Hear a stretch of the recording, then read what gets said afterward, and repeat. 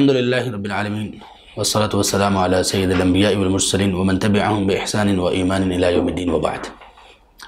اللہ پر ایمان لانے کے سلسلہ میں ہم نے یہ بات کی تھی کہ اللہ پر ایمان لانے کا معنی یہ ہے کہ 4 چیزوں پر ایمان لانا۔ سب سے پہلی چیز اللہ کے وجود پر ایمان لانا، ربوبیت پر ایمان لانا۔ تیسری چیز اللہ تبارک و تعالیٰ کے اسماء اور اس کی صفات پر ایمان لانا، اور چوتھی چیز اللہ تبارک و تعالیٰ کی الوہیت پر ایمان لانا۔ تو اللہ تبارک و تعالیٰ کی ذات پر ایمان اور اللہ کی ربوبیت پر ہماری بات ہو چکی۔ تو آج ہم بات کریں گے اللہ تبارک و تعالیٰ کے اسماء اور اللہ کی صفات پر ایمان لانا، اور اس کا کیا معنی اور کیا مفہوم ہے۔ سبحان اللہ، اللہ کی صفات اور اللہ کے ناموں پر ایمان لانا یہ اتنا اہم اور اتنا زیادہ ضروری ہے کہ اللہ تبارک و تعالیٰ کا تعارف اس کے بغیر مکمل ہو ہی نہیں سکتا۔ جس شخص نے اللہ تبارک و تعالیٰ کے اسماء اور اللہ کی صفات کے متعلق علم حاصل نہیں کیا، وہ اللہ کی ذات کا تعارف، اس کا انٹروڈکشن اور اللہ تبارک و تعالیٰ کی ذات کے متعلق جان ہی نہیں سکتا۔ اہل علم نے اس کے بارے میں کچھ باتیں لکھیں جو اس توحید کے ساتھ خاص ہیں۔ سب سے پہلی بات یہ ہے کہ یہ علوم میں سے، شرعی علوم میں سے سب سے عظیم علم کی قسم ہے یہ اللہ تبارک و تعالیٰ کے اسماء اور اس کی صفات کا علم حاصل کرنا، کیونکہ یہ اللہ تبارک و تعالیٰ کے ساتھ، اللہ کی ذات کے ساتھ منسلک ہے۔ سوال یہ پیدا ہوتا ہے کہ سب سے عظیم چیز تو اللہ تبارک و تعالیٰ کی الوہیت، اس کا علم حاصل کرنا ہوتا ہے، تو ہم کہہ رہے ہیں کہ یہ سب سے زیادہ اشرف اور افضل ہے۔ تو اس کا جواب یہ ہے کہ یہ اس لیے اشرف اور افضل ہے کہ اللہ تبارک و تعالیٰ کے اسماء اور اس کی صفات، اس کے علم میں توحید ربوبیت، الوہیت سب کچھ شامل ہوتا ہے۔ اللہ کی بہت ساری صفات ایسی ہیں جو اللہ کی ربوبیت پر دلالت کرتی ہیں، اللہ کی بہت ساری صفات ایسی ہیں جو اللہ کی الوہیت پر دلالت کرنے والی ہیں۔ یعنی توحید کی تینوں اقسام ہم اس ایک توحید کی قسم میں سیکھ سکتے ہیں۔ ہم نے دیکھیں توحید ربوبیت میں کیا پڑھا کہ رب، اللہ سبحانہ وتعالیٰ کے رب ہونے کا کیا معنی ہے؟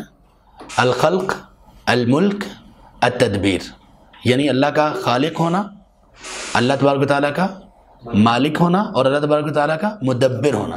یہ تینوں اللہ تبارک و تعالیٰ کی صفات ہیں۔ تو صفات ہمیں ربوبیت بھی بتاتی ہیں، صفات ہمیں الوہیت بھی بتاتی ہیں، اور اللہ تبارک و تعالیٰ کے ناموں سے بھی ہمیں روشناس کرتی ہیں۔ اس توحید کی قسم کو جاننے کا ایک فائدہ یہ بھی ہے کہ انسان اللہ تبارک و تعالیٰ کی محبت اور خشیت دونوں میں ہی بہت زیادہ آگے بڑھ جاتا ہے، جو اس کے بغیر ممکن نہیں۔ سبحان اللہ، اللہ تبارک و تعالیٰ اتنے بڑے بڑے گناہوں کا ذکر کرنے کے بعد میں جب کہتے ہیں نا واللہ غفور الرحیم، تو بندہ کبھی اپنے گناہوں سے مایوس ہو کر شیطان کا پھندا نہیں بنتا۔ بندہ کہتا نہیں، ابھی بھی ہوپ ہے، امید ابھی بھی ہے۔ ہم نے پہلی مرتبہ جب اپنے شیخ مفتی عبدالحنان زاہد فیصل آباد میں جامعہ سلفیہ میں، وہ مفتی ہیں، ہم نے ان سے کچھ پڑھا، پہلی مرتبہ ان سے میں نے یہ بات سنی، عجیب ایک کیفیت بندہ پر طاری ہو جاتی ہے سورۃ البروج کے حوالے سے۔ سورۃ البروج میں اللہ تبارک و تعالیٰ نے شروع میں قسمیں اٹھائیں، قسمیں اٹھانے کے بعد وہ ذکر کیا کہ جن لوگوں نے لوگوں کو صرف ایمان لانے کے جرم میں آگ کی خندقیں کھود کر، گڑھے کھود کر ان میں آگ جلا کر ان کو جلا کے راکھ کر دیا۔ اللہ اس کے بعد کیا کہتے ہیں؟ وَمَا نَقَمُوا مِنْهُمْ إِلَّا أَن يُؤْمِنُوا بِاللَّهِ الْعَزِيزِ الْحَمِيدِ، کہ انہوں نے صرف اس وجہ سے ان سے انتقام لیا کہ یہ لوگ ایمان لے آئے تھے۔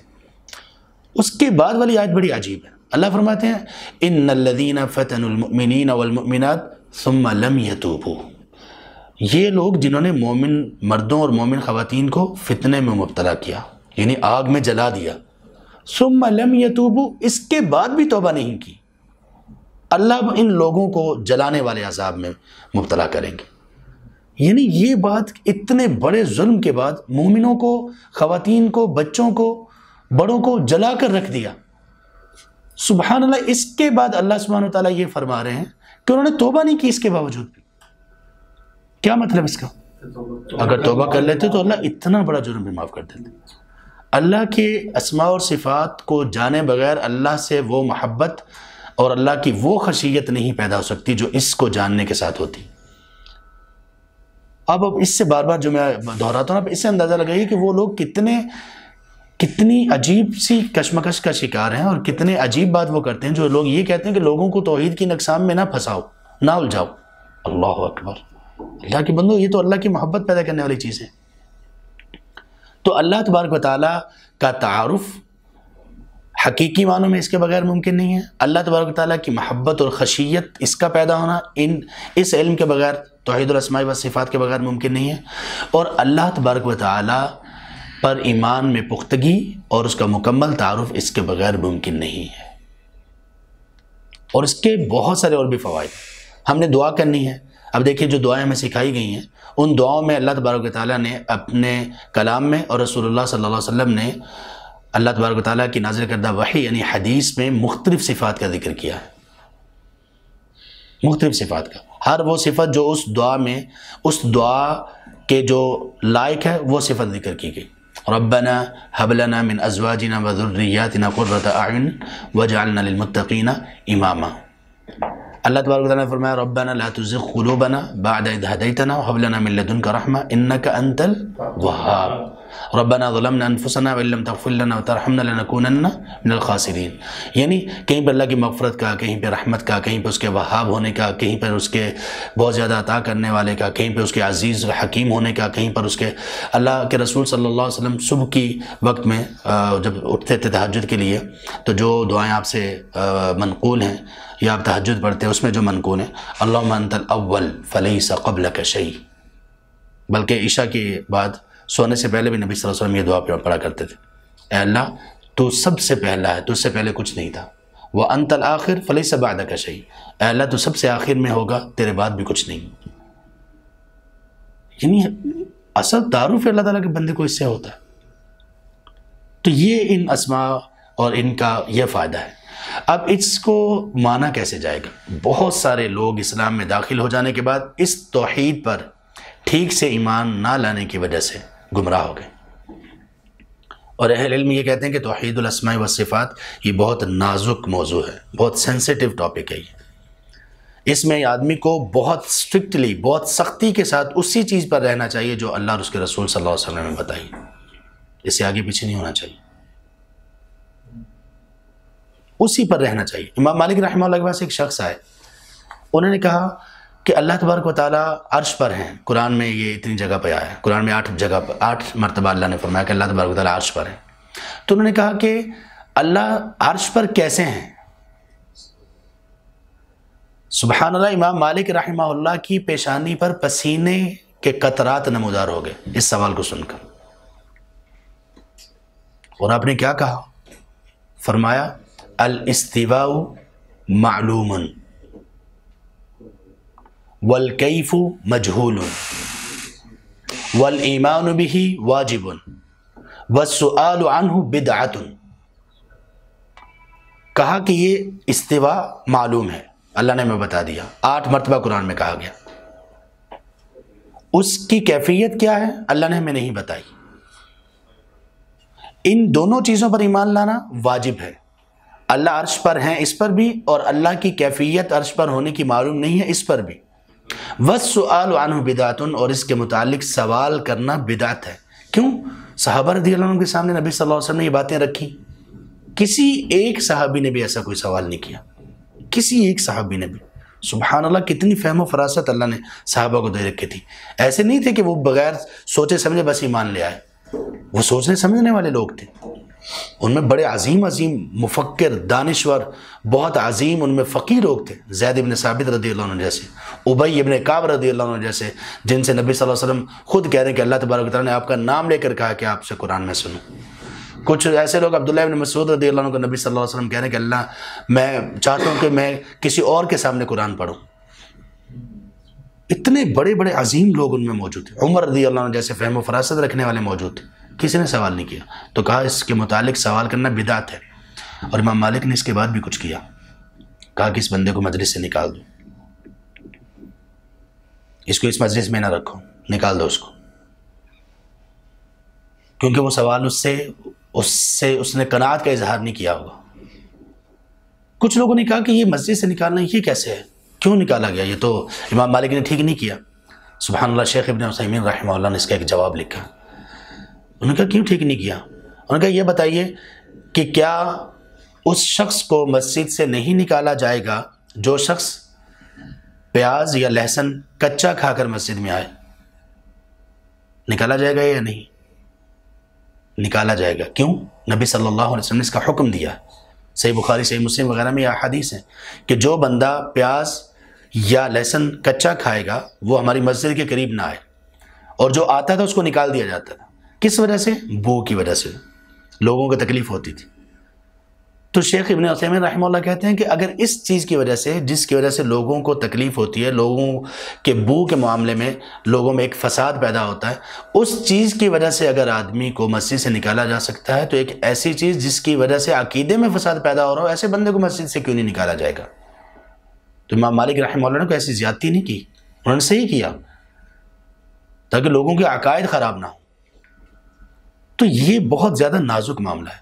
لوگوں نے اس معاملے میں سبحان اللہ، اللہ تبارک و تعالیٰ اپنی طرف سے اللہ تبارک و تعالیٰ کی ذات کو منزہ قرار دینے کے لیے نعوذ باللہ اللہ کی شان میں گستاخیاں کر بیٹھے، اس توحید کو ٹھیک سے نہ سمجھنے کی وجہ سے۔ کچھ لوگوں نے ان توحید، یہ جو اللہ تبارک و تعالیٰ کے اسماء اور صفات ہیں، ان کی تعویل کی، ان کا وہ معنی بیان کیا جو اللہ اور اس کے رسول نے بیان نہیں کیا۔ لا حول ولا قوت الا باللہ، اللہ اور اس کے رسول نے وہ معنی بیان نہیں کیا۔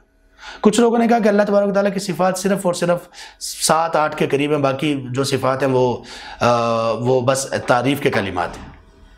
کچھ لوگوں نے اس کی تشبیہ تمثیل بیان کر دی کہ اللہ کی صفات ہیں، اللہ کا چہرہ وغیرہ وہ ایسے جیسے عام لوگوں کو جیسا ہے۔ کسی نے یہ چیزیں شروع کر دی کہ اللہ تبارک و تعالیٰ کی کیفیت کو بیان کرنا شروع کر دیا۔ کیفیت کو بیان کرنا کیسے شروع کر دیا؟ اللہ تبارک و تعالیٰ عرش پر ہیں، بیٹھے ہوئے ہیں، کھڑے ہوئے ہیں یا لیٹے ہوئے ہیں۔ اللہ تبارک و تعالیٰ انسانوں کے دل اللہ کی 2 انگلیوں کے درمیان ہیں، تو انہوں نے اس کی کیفیت بیان کرنا شروع کر دی کہ وہ انگلیاں ایسی ہوں گی۔ سبحان اللہ، بہت خطرناک معاملہ ہے۔ جی ہم کسی کو بتاتے ہیں یہ حدیث، مطلب کل مجھے بتانی پڑ رہی تھی، تو میں اس کو جب میں بتا رہا تھا تو میں نے مطلب اشارہ بھی ہم کرتے ہیں کہ 2 انگلیوں کے درمیان، تو یہ اشارہ کرنا بھی ٹھیک ہے؟ نہیں ٹھیک، نہیں ٹھیک۔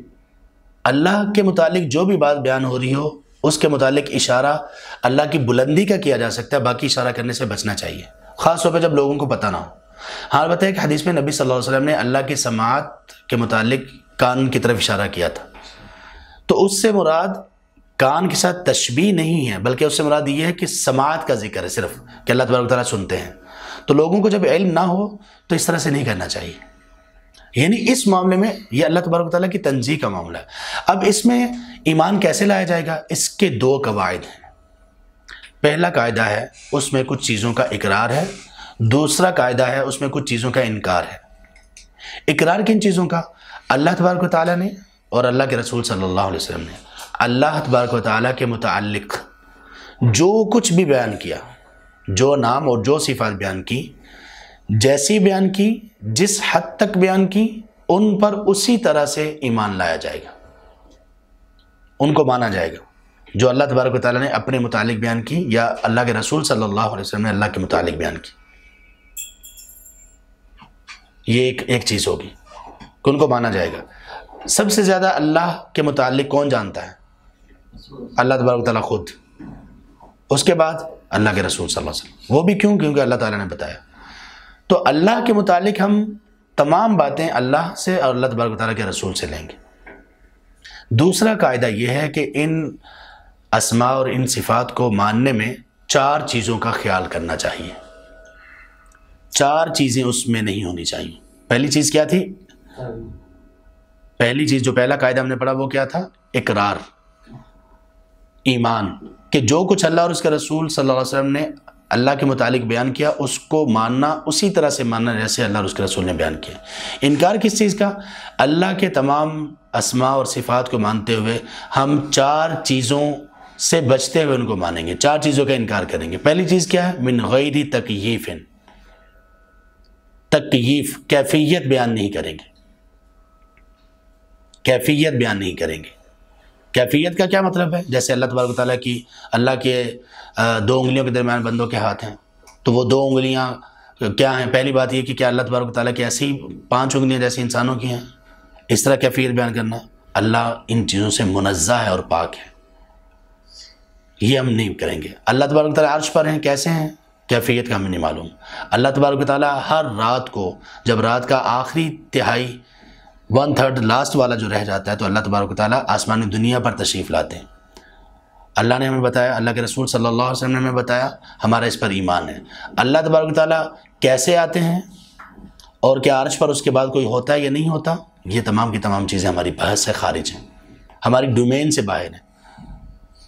اللہ تبارک و تعالیٰ کی ذات، سبحان اللہ، یہ تو اللہ تبارک و تعالیٰ کی ذات لا تدرکہ الابصار، آنکھیں اس کا ادراک نہیں کر سکتی، عقل اور شعور تو بات کی بات ہے، کوئی چیز اللہ تبارک و تعالیٰ کی ذات کا ادراک نہیں کر سکتی، تو کیفیت ہم بیان نہیں کریں گے، یہ پہلی چیز ہے۔ دوسری چیز یہ ہے ولا تمثیل، اللہ تبارک و تعالیٰ کی جو صفات ہیں ان کی تمثیل بیان نہیں کریں گے، یعنی یہ نہیں کہیں گے اللہ تبارک و تعالیٰ کا ہاتھ ہے جیسے نعوذ باللہ ہمارا ہاتھ ہے، اللہ کا چہرہ جیسے ہمارا چہرہ ہے، یہ ہے مثال بیان کرنا، تمثیل بیان کرنا، ہم یہ نہیں کریں گے۔ جی اس طرح سے بیان کرتے ہیں کہ اللہ کے لیے بلند والا مثال، بات سمجھانے کے لیے پھر وہ مثال بیان کر رہے ہیں، نہیں، وہ اور طرح کی مثال ہے، وہ اللہ تبارک و تعالیٰ کی ایک صفت کو اسی صفت کے بیان میں مثال ہوتی ہے، یہ وہ مثال نہیں میں کہہ رہا ہوں، یہ اس مثال کا مطلب ہے کسی کو کسی کے ساتھ تشبیہ دینا، اس تمثیل سے مراد ہے تشبیہ۔ اس طرح سے کہنا کرنا جائز ہے؟ جی جی، اللہ تبارک و تعالیٰ کی بلند اور اعلیٰ مثال، یہ تو بالکل ٹھیک ہے، اس میں ہم کسی کے ساتھ تشبیہ نہیں دے رہے، بات کو سمجھانے کے لیے پھر مثال دیتے ہیں۔ مثال اور چیز ہے، تشبیہ دینا اور چیز ہے۔ یہاں پہ جو تمثیل کا لفظ ہے نا، کچھ اہل علم نے تمثیل کی جگہ پر تشبیہ کا لفظ بیان کیا ہے، لیکن محققین یہ کہتے ہیں کہ ہمیں تمثیل کا لفظ استعمال کرنا چاہیے، کیونکہ اللہ تعالیٰ نے قرآن میں جو اپنے ساتھ مشابہت کا ذکر کیا اس میں تمثیل کا ذکر ہے، سورۃ الشورى کی آیت نمبر 11 میں لیس کمثلہ شیء، اس جیسی کوئی چیز نہیں۔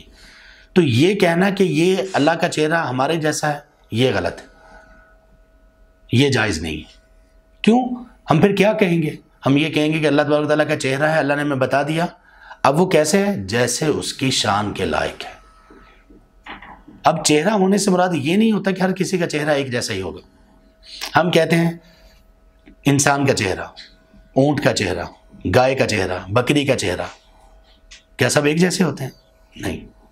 تو چہرہ کہنے سے کبھی یہ مطلب نہیں ہے کہ ہم نے اگر اللہ تبارک و تعالیٰ کا چہرہ کہا تو اس کا مطلب یہی ہوگا کہ وہ ہمارے جیسا ہی ہوگا۔ جی، چونٹی کا چہرہ، یہاں تک کہ قرآن میں اللہ تعالیٰ نے یہ کہا، یہودی یہ کہا کرتے تھے کہ نبی صلی اللہ علیہ وسلم پر ایمان لاؤ وجہ النہار، دن کے چہرے پر۔ اب دن کا چہرہ کون سا ہوتا ہے؟ دن کے شروع والے حصے کو دن کا چہرہ کہتے ہیں۔ تو اب یہ دن کے لیے بھی ایک چہرہ ہے جو اس کے لائق ہے، تو ہر چیز کا چہرہ جو اس کے جسم کے لائق ہے، جو اس کے جسم کی مناسبت سے ہے۔ انسان کا چہرہ انسان کی مناسبت سے ہے، بندر کا چہرہ اس کے اپنے جسم کی مناسبت سے ہے، اللہ تعالیٰ نے جو بنایا۔ تو اللہ کا چہرہ کیسا ہے؟ جیسے اس کی شان کے لائق ہے۔ تو یہ دوسری چیز ہے کہ ہم کیفیت کا بیان نہیں کریں گے، ہم یہ نہیں کریں گے کہ اللہ تعالیٰ کی یہ صفت ہے، اللہ تبارک و تعالیٰ نے یہ بات ہمیں بتائی اور یہ ایسے ہے اور اس طرح سے ہوگی، ہم یہ نہیں کریں گے۔ تیسری چیز یہ ہے کہ ہم اس میں کوئی تحریف نہیں کریں گے۔ تحریف کا کیا مطلب ہے؟ تحریف کا مطلب یہ ہے کہ اس کو اس کے اصل معنی سے ہٹا کر کوئی اور معنی دے دینا، کہنا یہ کہ اللہ کے چہرے سے مراد اللہ کا چہرہ نہیں ہے بلکہ اس سے مراد اللہ کی رضا ہے، یہ تحریف ہے۔ ہاں، اگر کوئی یہ کہتا ہے کہ اللہ کے چہرے سے مراد اللہ کا چہرہ ہے جیسے اس کی شان کے لائق ہے، اور چہرے سے مراد اللہ کی رضامندی بھی ہوتی ہے، یہ ٹھیک ہے۔ کیوں؟ اس لیے ٹھیک ہے کہ اللہ کے چہرے کا اقرار تو ہو گیا، اب یہ زائد معنی ہے، یہ کیا جا سکتا ہے، اس کو عربی زبان بھی سپورٹ کرتی ہے اور اس کو اہل علم نے بیان بھی کیا ہے۔ خراب یہ چیز ہے کہ آدمی یہ کہے کہ چہرے سے مراد یا ہاتھ سے مراد، قبضہ قدرت لوگ کرتے ہیں نا، کہتے ہیں اللہ کے ہاتھ سے مراد یہ نہیں کہ اللہ کا ہاتھ ہوگا، کیا مراد ہے؟ اللہ کے ہاتھ سے مراد ہے اللہ کی طاقت، اللہ کی قوت، اللہ کی قدرت، یہ تحریف ہے۔ ہاں، آدمی یہ کہے کہ اللہ تبارک و تعالیٰ کا ہاتھ ہے جیسے اس کی شان کے لائق ہے، اور اس ہاتھ اللہ تبارک و تعالیٰ کے حقیقی ہاتھ کے ساتھ اللہ تبارک و تعالیٰ کی قدرت کا معنی بھی ہاتھ میں پایا جا سکتا ہے، اور یہ قدرت کا معنی بھی ہم کر سکتے ہیں جب کہ ہم حقیقی ہاتھ کو مان رہے ہوں۔ حقیقت کا پہلے اقرار کرنا ضروری ہے۔ اس کے بعد آخری چیز ہے